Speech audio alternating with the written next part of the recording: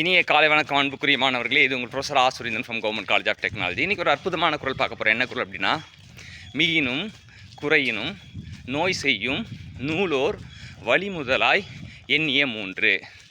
இந்த மருத்துவ நூலோர்கள் சிந்தித்து ஒரு அற்புதமான விஷயத்தை நமக்கு சொல்லியிருக்காங்க. அந்த விஷயத்தை ஐயா திருவள்ளுவர் வந்து இந்த குரலில் சொல்லியிருக்காரு.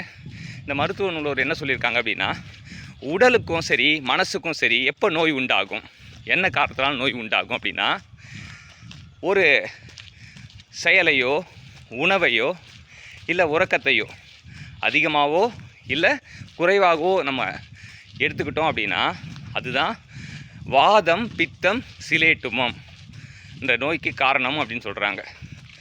வாதம் வந்து எதனால் உண்டாகுதுன்னா, காற்றின் அளவு மாறுபட்டனால உண்டாகுது. பித்தம் வந்து எதனால் உண்டாகுதுன்னா, நெருப்பின் அளவு மாறுபட்டனால உண்டாகுது.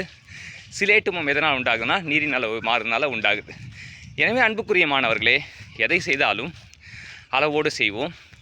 உணவாயினும் உறக்கமாயினும் மனம் வாக்கு உடம்பால் செய்யும் செயலாயினும். வாழ்த்துக்கள் சாம்பியன்ஸ்.